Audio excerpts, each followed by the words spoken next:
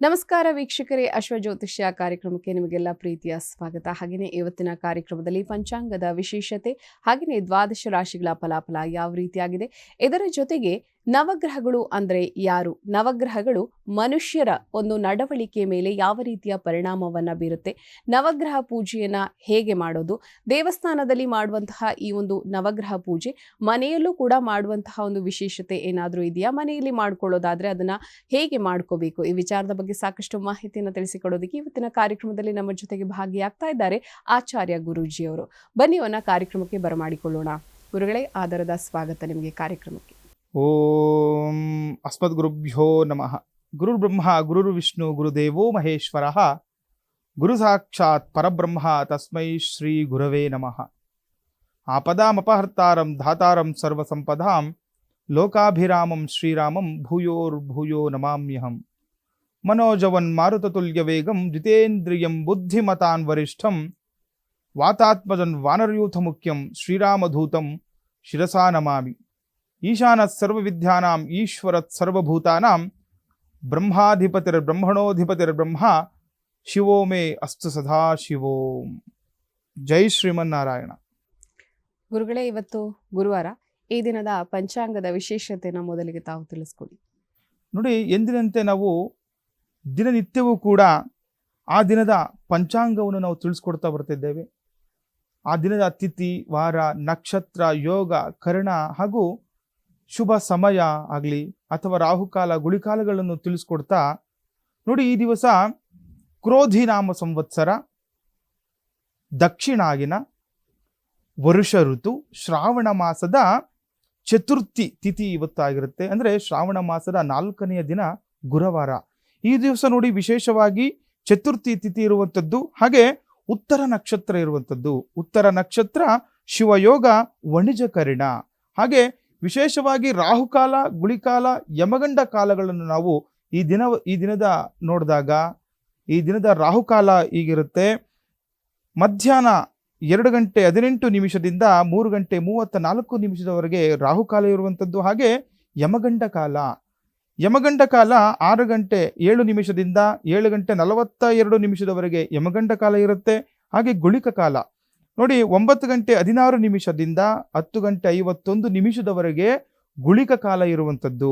ಹಾಗೆ ಬ್ರಾಹ್ಮಿ ಮುಹೂರ್ತ ನೋಡಿ, ವಿಶೇಷವಾಗಿ ಗುರುವಾರ ಬ್ರಾಹ್ಮಿ ಮುಹೂರ್ತ, ಚತುರ್ಥಿಯ ತಿಥಿಯಲ್ಲಿ ಗೃಹ ಪ್ರವೇಶಗಳಲ್ಲಾಗಲಿ ಅಥವಾ ಶುಭ ಸಮಾರಂಭಗಳನ್ನು ನಾವು ಪ್ರಾರಂಭ ಮಾಡಬೇಕು ಅಂದಾಗ ಈ ಒಂದು ಬ್ರಾಹ್ಮಿ ಮುಹೂರ್ತದಲ್ಲಿ ಪ್ರಾರಂಭ ಮಾಡಿದಾಗ, ಅಥವಾ ಯಾವುದೇ ಒಂದು ಯಜ್ಞ ಯಾಗಾದಿಗಳಲ್ಲಾಗಲಿ ಅಥವಾ ಜಪ ತಪಗಳನ್ನು ಒಂದು ಅನುಷ್ಠಾನ ಮಾಡಬೇಕಂದ್ರೂ ಕೂಡ ಬ್ರಾಹ್ಮಿ ಮುಹೂರ್ತದಲ್ಲಿ ಮಾಡಿದಾಗ ತುಂಬ ಹೆಚ್ಚು ಫಲಗಳು ನಮಗೆ ಸಿಗುವಂಥದ್ದು, ನಮಗೆ ಅನುಕೂಲಕರ ವಾತಾವರಣ ನಮಗೆ ಸಿಗುವಂಥದ್ದು ಆಗುತ್ತೆ. ಹಾಗಾಗಿ ಬ್ರಾಹ್ಮಿ ಮುಹೂರ್ತ ಬೆಳಗಿನ ಜಾವ 4 ಗಂಟೆ 36 ನಿಮಿಷದಿಂದ 5 ಗಂಟೆ 21 ನಿಮಿಷದವರೆಗೆ ಬ್ರಾಹ್ಮಿ ಲಗ್ನ, ಬ್ರಾಹ್ಮಿ ಮುಹೂರ್ತ ಆಗಿರುವುದರಿಂದ ಈ ಒಂದು ಸಮಯದಲ್ಲಿ ಏನೇ ಶುಭ ಕಾರ್ಯಗಳಾಗಲಿ, ಏನೇ ದೇವ ಕಾರ್ಯಗಳಲ್ಲಾಗಲಿ, ಏನೇ ಯಜ್ಞ ಯಾಗಾದಿಗಳನ್ನು ನಾವು ಪ್ರಾರಂಭ ಮಾಡಿದಾಗ ನಮಗೆ ತುಂಬ ಅನುಕೂಲ ಆಗುವಂಥದ್ದು, ಶುಭದಾಯಕವಾಗುವಂಥದ್ದು, ಲಾಭದಾಯಕ ಆಗಿರುವಂಥದ್ದು ಕೂಡ ನಾವು ನೋಡಬಹುದು. ಹಾಗೆ ನೋಡಿ, ಇವತ್ತಿನ ಸೂರ್ಯೋದಯ ಬೆಳಗ್ಗೆ 6 ಗಂಟೆ 7 ನಿಮಿಷಕ್ಕೆ ಸೂರ್ಯೋದಯ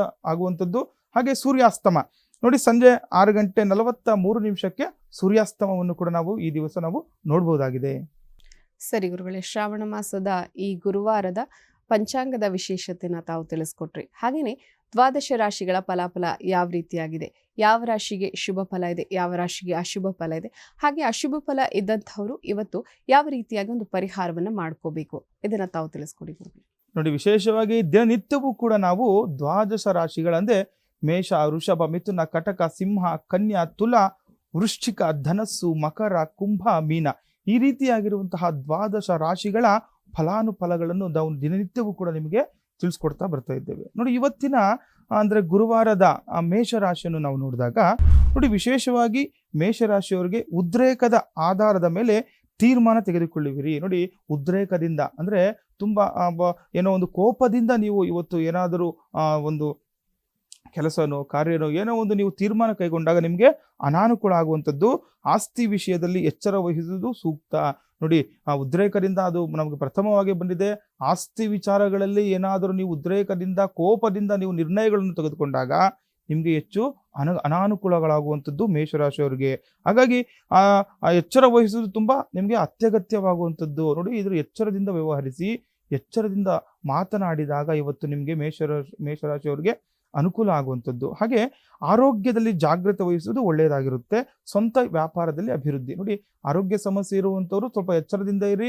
ಇವತ್ತು ನೀವೇನಾದರೂ ವೈದ್ಯಕೀಯವಾಗಿ ಅಥವಾ ವೈದ್ಯರ ಬಳಿ ಹೋಗ್ಬೇಕು ಅಂದ್ಕೊಂಡಿದ್ರೆ ಇವತ್ತು ಹೋದರೆ ಅನುಕೂಲ ಆಗುವಂಥದ್ದು. ಆದರೆ ಅದೇ ರೀತಿ ವ್ಯಾಪಾರದಲ್ಲಿ ಇವತ್ತು ನಿಮಗೆ ಅಭಿವೃದ್ಧಿ ಕಾಣುವಂಥದ್ದು. ನೋಡಿ, ಏನಾದರೂ ವ್ಯಾಪಾರ ಉದ್ಯೋಗದಲ್ಲಿ ಇವತ್ತು ಅಭಿವೃದ್ಧಿ ಆಗುತ್ತೆ. ಆ ವ್ಯಾಪಾರನ ಇನ್ನೂ ಉನ್ನತ ಮಟ್ಟಕ್ಕೆ ತಗೊಂಡು ಹೋಗಬೇಕು ಅಂದ್ಕೊಂಡಿರೋರು ಇವತ್ತು ನೀವು ಅದರಿಂದ ಮುಂದುವರೆದಾಗ ಮೇಷರಾಶಿಯವರಿಗೆ ತುಂಬ ಅನುಕೂಲದ ವಾತಾವರಣ ಸೃಷ್ಟಿಯಾಗುವಂಥದ್ದು. ಹಾಗೆ ನೋಡಿ, ವೃಷಭ ರಾಶಿಯವರು ಹೊಸ ಜವಾಬ್ದಾರಿಗಳು ದೊರೆಯುವ ಸಾಧ್ಯತೆ ಹೆಚ್ಚಾಗಿದೆ. ನೋಡಿ, ವಿಶೇಷವಾಗಿ ವೃಷಭ ರಾಶಿಯವರಿಗೆ ಹೊಸ ಜವಾಬ್ದಾರಿ ಅಂದರೆ ಮಾಡುವ ಕೆಲಸ ಕಾರ್ಯದಲ್ಲೇ ಆಗಲಿ ಅಥವಾ ಮನೆಗಳಲ್ಲಾಗಲಿ ನಿಮಗೆ ಜವಾಬ್ದಾರಿ ಹೆಚ್ಚಾಗುವಂಥದ್ದು.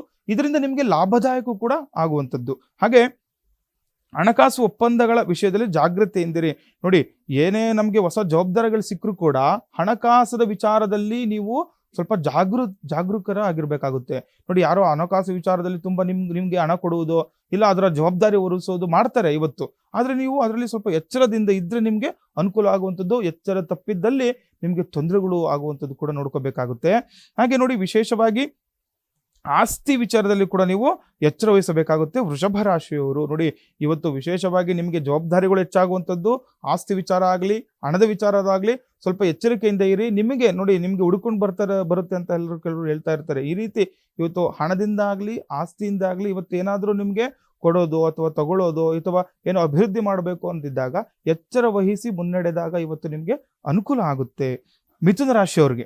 ಮಿಥುನ ರಾಶಿಯವರಿಗೆ ವಸ್ತ್ರಾಭರಣಗಳ ಖರೀದಿ ಯೋಗ. ನೋಡಿ, ಮಿಥುನ ರಾಶಿಯವರು ವಸ್ತ್ರಾಭರಣಗಳನ್ನು ಇವತ್ತು ಖರೀದಿ ಮಾಡಿದ್ದಲ್ಲಿ ನಿಮಗೆ ತುಂಬ ಅನುಕೂಲ ಆಗುವಂಥದ್ದು. ಏನು ಬಂಗಾರದ ಒಡವೆಗಳಾಗಲಿ ಅಥವಾ ವಸ್ತ್ರಗಳನ್ನಾಗಲಿ ನೀವು ಇವತ್ತು ಅದನ್ನು ತೆಗೆದುಕೊಂಡಾಗ ನಿಮಗೆ ತುಂಬ ಅನುಕೂಲ ಆಗುತ್ತೆ, ಅಭಿವೃದ್ಧಿ ಕೂಡ ಆಗುವಂಥದ್ದು. ಹಾಗೆ ದೂರದ ಪ್ರಯಾಣದಲ್ಲಿ ಎಚ್ಚರ ಇರಬೇಕಾಗುತ್ತೆ. ಮಿತ್ರರ ಸಹಕಾರ ಕೂಡ ದೊರೆಯಲಿದೆ. ನೋಡಿ, ಮಿತ್ರರಿಂದ ಸಹಕಾರ ಆಗುವಂಥದ್ದು. ದೂರದ ಪ್ರಯಾಣ ಮಾಡುವವರು ಸ್ವಲ್ಪ ಎಚ್ಚರದಿಂದ ಪ್ರಯಾಣ ಮಾಡಬೇಕಾಗುತ್ತೆ. ನೋಡಿ, ಎಲ್ಲಾದರೂ ದೂರ ಹೋಗ್ಬೇಕು ಅಂದ್ಕೊಂಡಿದ್ದಾಗ ಅಂದರೆ ಹೋದ್ರೂ ಕೂಡ ಆ ಪ್ರಯಾಣದಲ್ಲಿ ತುಂಬ ಎಚ್ಚರ ವಹಿಸಬೇಕಾಗುತ್ತೆ. ಸಣ್ಣ ಪುಟ್ಟ ತೊಂದರೆಗಳಾಗುವಂಥದ್ದು ಕೂಡ ನಿಮ್ಗೆ ಇವತ್ತು ಕಾಣ್ತಾ ಇರೋದ್ರಿಂದ ನೀವು ಅದರ ಎಚ್ಚರ ವಹಿಸಿ ನೀವು ಮುನ್ನಡೆದಾಗ ನಿಮಗೆ ಅನುಕೂಲ ಆಗುವಂಥದ್ದು.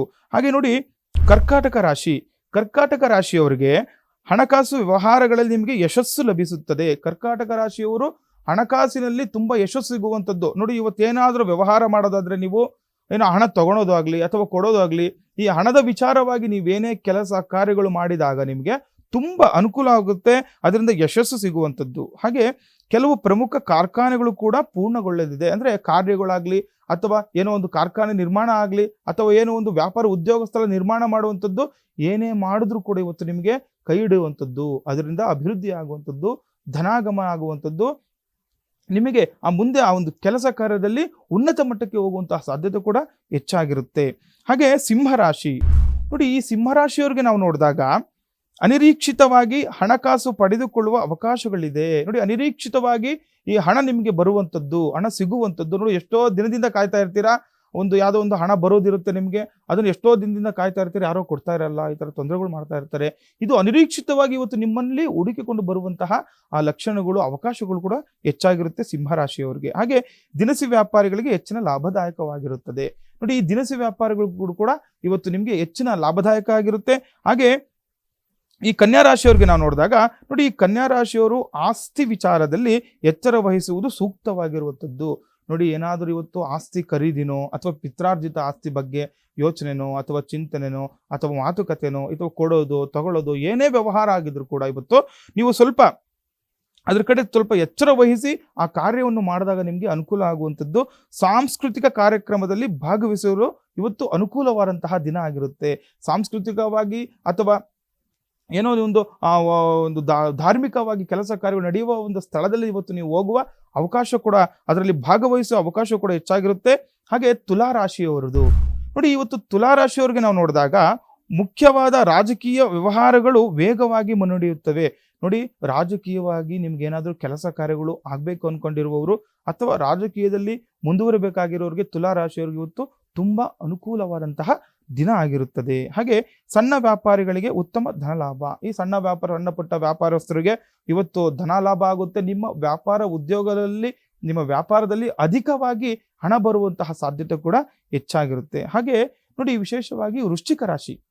ನೋಡಿ, ವೃಶ್ಚಿಕ ರಾಶಿಯವ್ರಿಗೆ ನೋಡಿದಾಗ ಪ್ರಮುಖ ಕೆಲಸಗಳಲ್ಲಿ ಇಂದು ನೀವು ಯಶಸ್ವಿಯಾಗುತ್ತೀರಿ. ಅಂದ್ರೆ ಏನೋ ಒಂದು ಕೆಲಸಗಳು ಅನ್ಕೊಂಡಿರ್ತೀರಾ, ಅಂದ್ರೆ ಅದು ತುಂಬಾ ಮುಖ್ಯವಾದಂತಹ ಕೆಲಸ ಆಗಿರುತ್ತೆ, ನಿಮ್ಮ ಮನಸ್ಸಿನಲ್ಲಿ ಇರುತ್ತೆ, ತುಂಬಾ ದಿನದಿಂದ ಅದ್ರ ಕಷ್ಟ ಬಿದ್ದಿರ್ತೀರಾ, ಆ ಕೆಲಸ ಇವತ್ತು ಆಗುವಂತಹ ಅವಕಾಶ ಹೆಚ್ಚಾಗಿರುತ್ತೆ. ಹಾಗೆ ನೋಡಿ, ಹೊಸ ಜವಾಬ್ದಾರಿಗಳು ದೊರೆಯುವ ಸಾಧ್ಯತೆ ಕೂಡ ಹೆಚ್ಚಾಗಿರುತ್ತೆ. ನೋಡಿ, ಹೊಸ ಕೆಲಸ ಪ್ರಾರಂಭ ಮಾಡಿದ್ರೆ ಆ ಹೊಸ ಕೆಲಸ ನಿಮ್ಗೆ ಕೈ ಹಿಡಿದಾಗ ನಿಮ್ಮ ಜವಾಬ್ದಾರಿ ಕೂಡ ಹೆಚ್ಚಾಗ್ತಾ ಹೋಗುವಂಥದ್ದು, ಹೊಸದಾಗಿ ಜವಾಬ್ದಾರಿ ಸಿಗುವಂಥದ್ದು, ಹೊಸದಾಗಿ ವ್ಯಾಪಾರ ಉದ್ಯೋಗ ಅಭಿವೃದ್ಧಿ ಮಾಡುವಂಥದ್ದು ಕೂಡ ನಿಮಗೆ ಇವತ್ತು ಕಾಣ್ತಾ ಇದೆ. ಹಾಗೆ ನೋಡಿ, ಧನುರ್ರಾಶಿ. ನೋಡಿ, ಧನುರ್ರಾಶಿಯವ್ರಿಗೆ ನೋಡಿದಾಗ ಧನುರ್ರಾಶಿಯವರು ದೈವ ಕಾರ್ಯಗಳಲ್ಲಿ ನಿಮ್ಮ ಆಸಕ್ತಿ ಹೆಚ್ಚಾಗಲಿದೆ. ನೋಡಿ, ಇವತ್ತಿನಿಂದ ಧನುರ್ರಾಶಿಯವರಿಗೆ ಗುರುವಾರದ ದಿವಸ ಗುರುವಿನ ಆಶೀರ್ವಾದದಿಂದ ದೈವ ಭಕ್ತಿ ಹೆಚ್ಚಾಗುವಂಥದ್ದು, ದೈವದಿಂದ ನಿಮಗೆ ಅನುಗ್ರಹ ಸಿಗುವಂಥದ್ದು, ಆ ದೈವದಿಂದ ನಿಮಗೆ ಹೊಸ ದಾರಿ ಕಾಣುವಂಥದ್ದು ಕೂಡ ನಿಮಗೆ ಈ ಧನುರಾಶಿಯವರಿಗೆ ಆಗುತ್ತೆ. ಹಾಗೆ ದೀರ್ಘಕಾಲದಿಂದ ಕಿರಿಕಿರಿ ನೀಡುತ್ತಿದ್ದ ತೊಂದರೆಗಳಿಗೆ ಪರಿಹಾರ ದೊರಕಲಿದೆ. ನೋಡಿ, ದೈವದು ಬಲ ಇತ್ತು ಅಂದ್ರೆ ನಮಗೆ ಯಾವತ್ತೂ ಕೂಡ ಎಂಥ ಕಷ್ಟದಿಂದ ಎಂಥ ಕಿರಿಕಿರಿಯಿಂದ ಇದ್ರೂ ಕೂಡ ನಮಗೆ ಮನಸ್ಸಿಗೆ ಸಂತೋಷವಾಗುವಂಥದ್ದು, ಅಂದುಕೊಂಡಿರುವ ಕೆಲಸ ಕಾರ್ಯಗಳಲ್ಲಿ ಯಾವುದೇ ರೀತಿಯ ವಿಘ್ನಗಳು ಬಾರದಂತೆ ನಿರ್ವಿಘ್ನವಾಗಿ ನಿಮ್ಮ ಎಲ್ಲಾ ಕೆಲಸ ಕಾರ್ಯಗಳು ಕೂಡ ಸಾಗುವಂಥದ್ದು ಕೂಡ ಇವತ್ತು ನೋಡಬಹುದು. ಹಾಗೆ ವಿಶೇಷವಾಗಿ ಪರಿಹಾರ ದೊರಕುತ್ತೆ. ಮನಸ್ಸಿನಲ್ಲಿ ಏನೇ ಕಷ್ಟಗಳು ಕಿರಿಕಿರಿಗಳು ಏನೇ ಇದ್ರೂ ಕೂಡ ಇವತ್ತು ಪರಿಹಾರ ದೊರಕುವಂಥದ್ದು ದೈವದಿಂದ ಸಿಗುವಂಥದ್ದು. ನೋಡಿ, ಹಾಗೆ ಮಕರ ರಾಶಿಯನ್ನು ನಾವು ಇವತ್ತು ನೋಡೋಣ. ನೋಡಿ, ಮಕರ ರಾಶಿಯವರಿಗೆ ಆರೋಗ್ಯದ ವಿಷಯದಲ್ಲಿ ಎಚ್ಚರಿಕೆ ವಹಿಸುವುದು ಸೂಕ್ತವಾಗಿರುವಂಥದ್ದು. ನೋಡಿ, ಮಕರ ರಾಶಿಯವರು ಆರೋಗ್ಯದಲ್ಲಿ ನೀವು ಹೆಚ್ಚು ಅಂದರೆ ಈ ಆರೋಗ್ಯ ಸಮಸ್ಯೆ ಇರುವವರು ಸ್ವಲ್ಪ ಅದ್ರ ಕಡೆ ಗಮನ ಕೊಟ್ಟು ನೀವು ಏನೋ ಒಂದು ವೈದ್ಯಕೀಯವಾಗಿ ಒಂದು ಹಾಸ್ಪಿಟ್ಲಿಗೆ ಹೋಗುವಂಥದ್ದು, ವೈದ್ಯರ ಬಳಿ ಹೋಗುವಂಥದ್ದು ಇವತ್ತು ನೀವು ಮಾಡಿದಾಗ ನಿಮಗೆ ಅನುಕೂಲ ಆಗುವಂಥದ್ದು ನೋಡ್ಬೋದು. ಹಾಗೆ ಕುಟುಂಬದಲ್ಲಿ ಕಲಹಗಳು, ದುಂದು ವೆಚ್ಚದಿಂದ ಹಣ ವ್ಯಯ ಆಗುವಂಥದ್ದು. ನೋಡಿ, ಕುಟುಂಬದಲ್ಲಿ ಕಲಹಗಳು ಆದಾಗ ದುಂದು ವೆಚ್ಚ ಆಗೇ ಆಗುತ್ತೆ. ನೋಡಿ, ಯಾವತ್ತೂ ಕೂಡ ಕುಟುಂಬದವರ ಜೊತೆ ನಾವು ವಿನಾಕಾರಣ ಜಗಳಗಳು ಈ ರೀತಿ ಮಾಡ್ಕೊಂಡಾಗ ನಮಗೆ ತೊಂದರೆಗಳು ಉಂಟಾಗುವಂಥದ್ದು. ಅದರಿಂದ ನೋಡಿ, ಲಕ್ಷ್ಮೀದೇವಿ ಎಲ್ಲಿ ಜಗಳಗಳು ಇರುತ್ತೆ, ಮನೆಗಳಲ್ಲಿ ಯಾವಾಗಲೂ ಯಾವ ಜಗಳಗಳು ಆಡ್ತಾ ಇರ್ತಾರೆ, ಅಲ್ಲಿ ಲಕ್ಷ್ಮಿ ಒಲೆಯಲ್ಲ ಅಂತ ನಮಗೆ ಪೂರ್ವಜರು ಕೂಡ ನಮ್ಗೆ ಹೇಳ್ಕೊಳ್ತಾ ಬರ್ತಾ ಇರ್ತಾರೆ. ಹಾಗಾಗಿ ಮನೆಗಳಲ್ಲಿ ಜಗಳಗಳು, ಗಲಾಟೆಗಳು ಆಗದೆ ಇದ್ದಾಗ ತೊಂದರೆಗಳು ನಮಗೆ ತೊಂದರೆಗಳಾಗುವಂಥದ್ದು. ನೋಡಿ, ದುಂದು ವೆಚ್ಚಗಳಾಗುವಂಥದ್ದು, ಹಣದಿಂದ ತೊಂದರೆಗಳಾಗುವಂಥದ್ದು ಇರುತ್ತೆ. ಹಾಗಾಗಿ ಮನೆಗಳಲ್ಲಿ ಆದಷ್ಟು ನಿಮಗೆ ಮಕರ ರಾಶಿಯವರು ನಿಧಾನಗತಿಯಲ್ಲಿ ಮಾತನಾಡಿದಾಗ ಅನುಕೂಲವಾಗುತ್ತೆ. ನಿಮಗೆ ಏನೇ ತೊಡಕುಗಳು ಏನೇ ಇಲ್ದಿರಾ ನೀವು ಅನುಕೂಲ ಆಗಬೇಕು ಅಂತಂದ್ರೆ ಮನೆಯಲ್ಲಿ ಈ ಏನು ಜಗಳಗಳು ಆಗ್ದಿರಾ ನೋಡ್ಕೊಂಡಾಗ ನಿಮಗೆ ಅನುಕೂಲ ಆಗುವಂಥದ್ದು ಕೂಡ ನಾವು ಮಕರ ರಾಶಿಯವ್ರಿಗೆ ನೋಡ್ಬೋದಾಗಿದೆ. ಹಾಗೆ ನೋಡಿ, ಕುಂಭರಾಶಿಯವರು ಐಷಾರಾಮಿ ವಸ್ತುಗಳ ಖರೀದಿಸುವಿರಿ. ಕುಟುಂಬ ವಿಷಯದಲ್ಲಿ ಸಮಸ್ಯೆಗಳು ಎದುರಾಗಬಹುದು. ನೋಡಿ, ಕುಂಭರಾಶಿಯವರು ವಿನಾಕಾರಣ ಐಷಾರಾಮಿ ವಸ್ತುಗಳನ್ನು ತೆಗೆದುಕೊಂಡಾಗ ಮನೆಯಲ್ಲಿ ಸಾಮಾನ್ಯವಾಗಿ ಎಲ್ಲರೂ ಕೂಡ ಬೈಯುವಂಥದ್ದು ಇದ್ದೇ ಇರುತ್ತೆ. ಹಾಗಾಗಿ ಇವತ್ತು ಈ ಐಷಾರಾಮಿ ವಸ್ತುಗಳು ನೋಡಿ, ಐಷಾರಾಮಿ ಅಂದ್ರೆ ಏನಿಲ್ಲ, ಏನೋ ಈ ಮೊಬೈಲ್ಗಳು ಸುಮ್ಮನೆ ಆಲ್ರೆಡಿ ನಮ್ಮ ಹತ್ರ ಮೊಬೈಲ್ ಇದ್ರೂ ಕೂಡ ಇನ್ನೊಂದು ಏನೋ ತುಂಬಾ ದುಡ್ಡು ವ್ಯಯ ಮಾಡಿ ಮೊಬೈಲ್ ತಗೊಳ್ಳೋವಂಥದ್ದು, ಅಥವಾ ಏನೋ ಒಂದು ವಾಹನ ಖರೀದಿನೋ ನಮಗೆ ಬೇಕಾಗಿರಲ್ಲ. ಆ ರೀತಿ ಸುಮ್ಮನೆ ನಾವು ದುಂದು ವೆಚ್ಚ ಮಾಡಿ ಈ ರೀತಿ ದುಂದು ವೆಚ್ಚ ಮಾಡಿ ಐಷಾರಾಮಿ ವಸ್ತುಗಳು ನೀವು ತೆಗೆದುಕೊಂಡಾಗ ಮನೆಯಲ್ಲೂ ಕೂಡ ಕಿರಿಕಿರಿ ಆಗುತ್ತೆ, ತೊಂದರೆಗಳನ್ನು ಕೂಡ ಅನುಭವಿಸುವಂಥದ್ದು ಕೂಡ ನೋಡ್ಬೋದು. ಹಾಗೆ ಮೀನರಾಶಿ. ನೋಡಿ, ಕಡೆಯ ರಾಶಿ ಮೀನರಾಶಿ. ಈ ಮೀನರಾಶಿಯವರಿಗೆ ಕುಟುಂಬ ಕಲಹ, ವ್ಯಾಪಾರ ಕ್ಷೇತ್ರದಲ್ಲಿ ಪ್ರಗತಿ. ನೋಡಿ, ಕುಟುಂಬದಲ್ಲಿ ಕಲಹ ಇದ್ರೂ ಕೂಡ ವ್ಯಾಪಾರದಲ್ಲಿ ತುಂಬಾ ಉನ್ನತ ಮಟ್ಟಕ್ಕೆ ಇರುತ್ತೆ. ಇವತ್ತು ವ್ಯಾಪಾರಸ್ಥರು ಏನೇ ವ್ಯಾಪಾರ ಮಾಡಿದ್ರು ಕೂಡ ನಿಮಗೆ ಪ್ರಗತಿ ಕಾಣುವಂಥದ್ದು ಕೂಡ ನಾವು ಮೀನರಾಶಿಯವರು ನೋಡಬಹುದಾಗಿದೆ. ಹಾಗೆ ಹಣದ ವಿಚಾರದಲ್ಲಿ ಜಾಗರೂಕರಾಗಿ ಇರಬೇಕಾಗುತ್ತೆ. ನೋಡಿ, ಮೀನರಾಶಿಯವರು ಹಣದ ವಿಚಾರದಲ್ಲಿ ಕೊಟ್ಟು ತಗೊಳ್ಳೋದಾಗ್ಲಿ, ಅಥವಾ ಏನೋ ಹಣದ ವ್ಯವಹಾರ ಮಾಡಬೇಕು, ಅಥವಾ ಯಾರ ಹತ್ರ ಆದ್ರೂ ಹಣ ತಗೋಬೇಕಂದ್ರೂ ಕೂಡ ಇವತ್ತು ತುಂಬಾ ಜಾಗೃತವಾಗಿ ವಹಿಸಬೇಕಾಗುತ್ತೆ. ಅದರಿಂದ ನೀವು ಮೋಸ ಹೋಗುವಂತಹ ಸಾಧ್ಯತೆ ಕೂಡ ಮೀನರಾಶಿಯವರಿಗೆ ಹೆಚ್ಚಾಗಿರುತ್ತೆ. ಸರಿ ಗುರುಗಳೇ, ಇವತ್ತಿನ ಕಾರ್ಯಕ್ರಮದಲ್ಲಿ ಮೊದಲ ಭಾಗದಲ್ಲಿ ಬಹಳ ವಿಶೇಷವಾಗಿ ದ್ವಾದಶ ರಾಶಿಗಳ ಫಲಾಫಲ ಯಾವ ರೀತಿಯಾಗಿದೆ, ಶುಭ ಫಲ ಏನಿದೆ, ಅಶುಭ ಫಲ ಇದ್ದವರು ಯಾವ ರೀತಿಯಾಗಿ ಪರಿಹಾರವನ್ನ ಮಾಡ್ಕೋಬೇಕು, ಇದನ್ನ ತಾವು ತಿಳಿಸ್ಕೊಟ್ರಿ. ಕಾರ್ಯಕ್ರಮದಲ್ಲಿ ಇದೀಗ ಸಣ್ಣದೊಂದು ವಿರಾಮವನ್ನ ತೆಗೆದುಕೊಳ್ಳುವಂತಹ ಸಮಯ ಆಗಿದೆ ಗುರುಗಳೇ.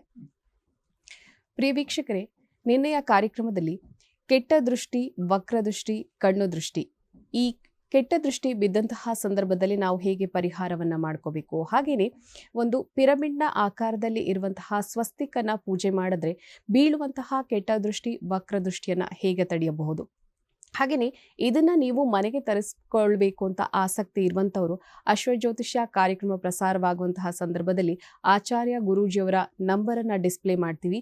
ಆ ನಂಬರ್ಗೆ ಕರೆ ಮಾಡಿ ನಿಮ್ಮ ಹೆಸರು ಮತ್ತೆ ಸಂಪೂರ್ಣವಾದ ಅಡ್ರೆಸ್ ಅನ್ನ ಕೊಟ್ರೆ ನಿಮ್ಮ ಮನೆಗೆ ಅದನ್ನ ಕಳಿಸುವಂತಹ ವ್ಯವಸ್ಥೆಯನ್ನ ಮಾಡ್ತಾರೆ ಅಂತ ಹೇಳ್ತಾ ಕಾರ್ಯಕ್ರಮದಲ್ಲಿ ಈಗ ಪುಟ್ಟದೊಂದು ವಿರಾಮದ ನಂತರ ಮತ್ತಷ್ಟು ಧಾರ್ಮಿಕ ವಿಚಾರಗಳು.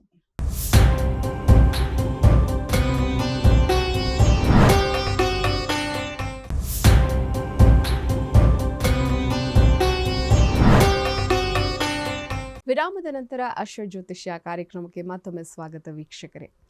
ಗುರುಗಳೇ, ನವಗ್ರಹಗಳು ಅಂದರೆ ಯಾರು? ನವಗ್ರಹಗಳು ಮನುಷ್ಯನ ಒಂದು ನಡವಳಿಕೆಯ ಮೇಲೆ ಹೇಗೆ ಒಂದು ಪರಿಣಾಮವನ್ನು ಬೀರುತ್ತೆ? ಇದರ ಜೊತೆಗೆ ನವಗ್ರಹ ಪೂಜೆ ಅಥವಾ ಹೋಮ ಏನೇ ಇರ್ಬೋದು, ನಾವು ಸಾಮಾನ್ಯವಾಗಿ ದೇವಸ್ಥಾನದಲ್ಲಿ ಮಾಡಿಸುವಂಥದ್ದು. ಆದರೆ ಮನೆಯಲ್ಲಿ ಮಾಡಿಸುವಂತಹ ವ್ಯವಸ್ಥೆ ಏನಾದರೂ ಇದೆಯಾ, ಅಥವಾ ಮನೆಯಲ್ಲಿ ಮಾಡಿಕೊಳ್ಳೋದು ಸೂಕ್ತನಾ?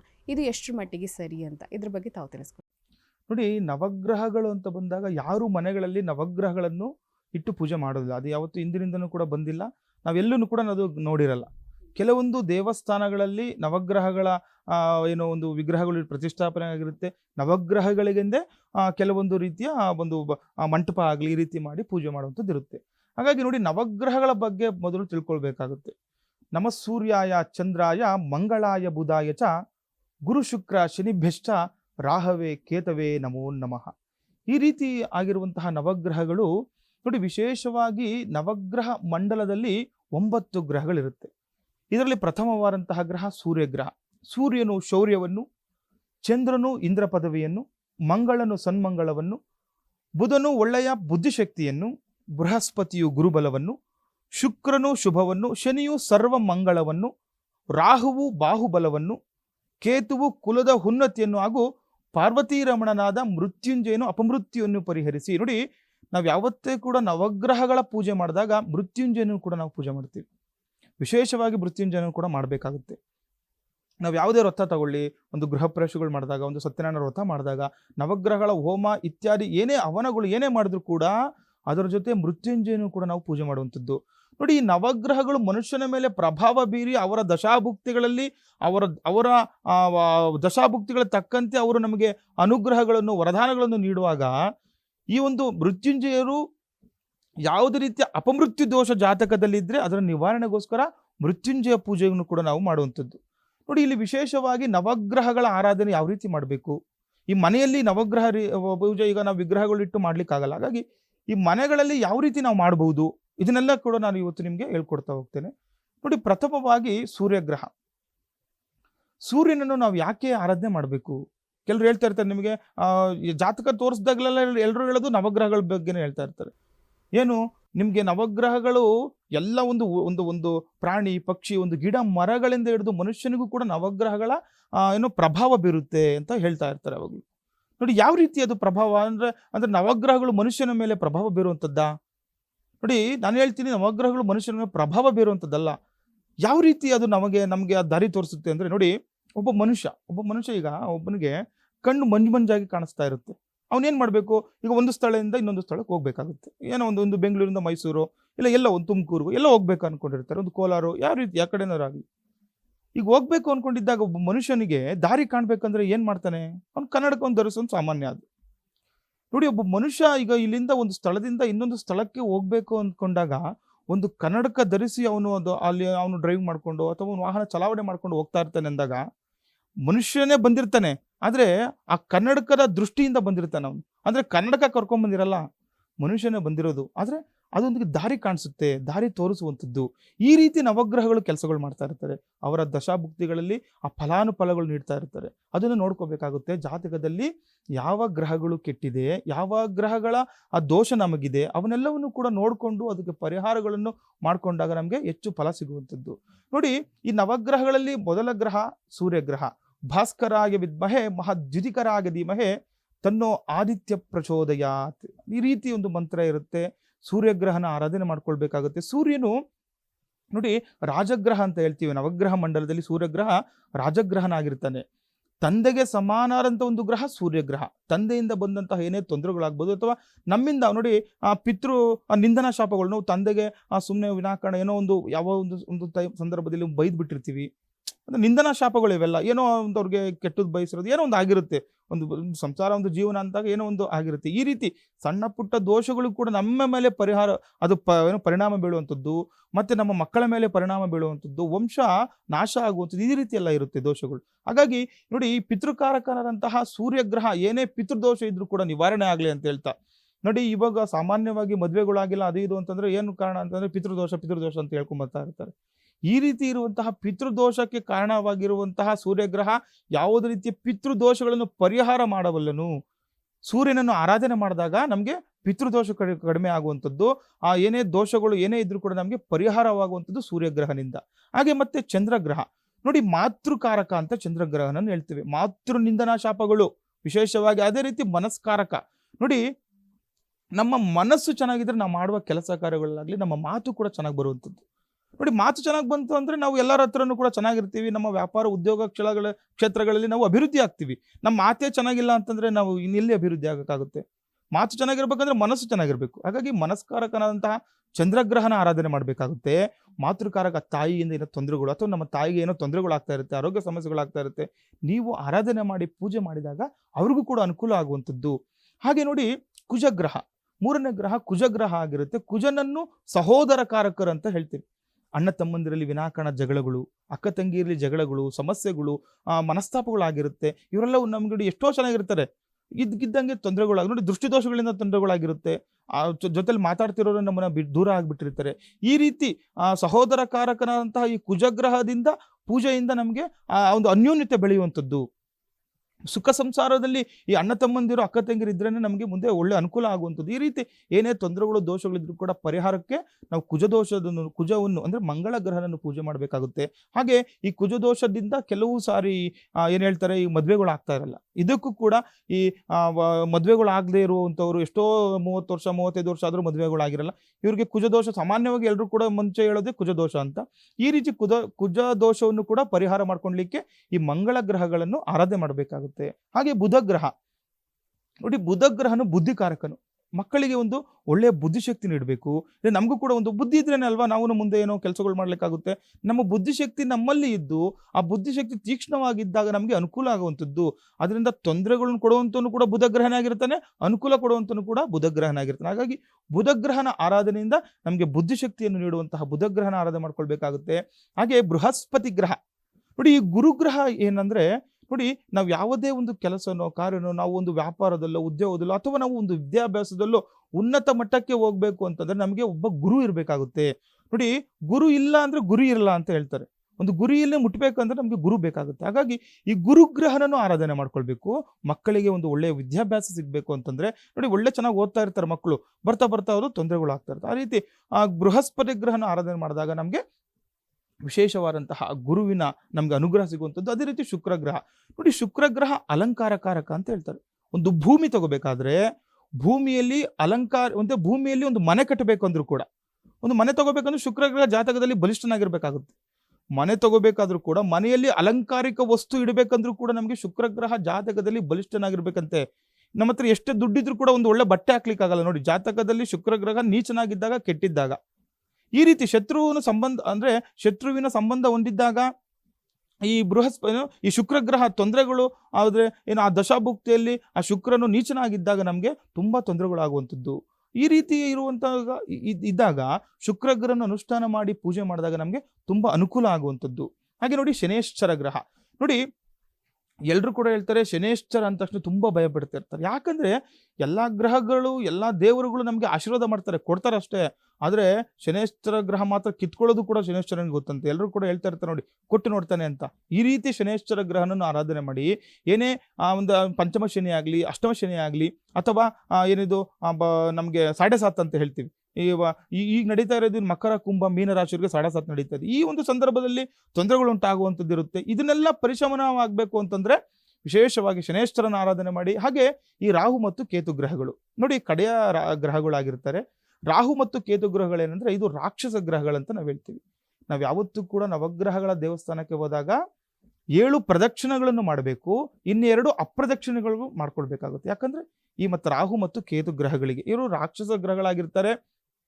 ಇದು ಯಾವುದೇ ರೀತಿಯ ಸರ್ಪದೋಷಗಳು ಜಾತಕದಲ್ಲಿ ಇದ್ರೂ ಕೂಡ ನಿವಾರಣೆ ಆಗಲಿ ಅಂತ ಹೇಳ್ತಾ ವಿಶೇಷವಾಗಿ ರಾಹು ಮತ್ತು ಕೇತು ಗ್ರಹಗಳನ್ನು ನಾವು ಪೂಜೆ ಮಾಡಬೇಕಾಗುತ್ತೆ. ಹಾಗೆ ನೋಡಿ ಮೃತ್ಯುಂಜಯ ಪೂಜೆ, ನಾನು ಅವಾಗಲೇ ಹೇಳಿದೆ ಅಪಮೃತ್ಯು ದೋಷ ಅಂದ್ರೆ ಯಾವುದಿದು ಅಪಮೃತ್ಯು? ನೋಡಿ, ಒಂದು ವಾಹನ ಚಲಾಯಿಸುವಾಗ, ಒಂದು ವಾಹನದಲ್ಲಿ ಒಂದು ಗಾಡಿಯಲ್ಲಿ ಹೋಗ್ತಾ ಇರ್ತೀವಿ, ಸಡನ್ ಆಗಿ ಅಪಘಾತಗಳಾಗುವಂಥದ್ದು, ಒಂದು ಆಕ್ಸಿಡೆಂಟ್ಗಳಾಗುವಂಥದ್ದು, ಇದು ಅಪಮೃತ್ಯು ದೋಷ.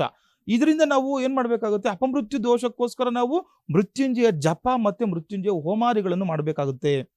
ಅಪಮೃತ್ಯು, ಘೋರ ಮೃತ್ಯು, ಸರ್ಪ ಮೃತ್ಯು, ವ್ಯಾಳ ಮೃತ್ಯು ಅಂದ್ರೆ ಒಂದು ಪ್ರಾಣಿಗಳಿಂದ ಬರುವಂತಹ ಮೃತ್ಯು ಆಗಲಿ ಅಥವಾ ಸರ್ಪಗಳಿಂದ ಬರುವಂತಹ ಮೃತ್ಯು, ಅದೇ ರೀತಿ ಪೈಶಾಚಿಕವಾಗಿ ಬರುವಂತಹ ಮೃತ್ಯು ದೋಷ, ಜಾತಕದಲ್ಲಿ ಅಕಾಲ ಮೃತ್ಯು ದೋಷ ಏನೇ ಇದ್ರೂ ಕೂಡ ನಿವಾರಣೆ ಆಗಲಿ ಅಂತ ಹೇಳ್ತಾ ವಿಶೇಷವಾಗಿ ಮೃತ್ಯುಂಜಯ ಹೋಮ ಪೂಜಾದಿಗಳನ್ನು ಮಾಡ್ಕೊಂಡಾಗ ನಿಮಗೆ ಅನುಕೂಲ ಆಗುವಂಥದ್ದಾಗುತ್ತೆ.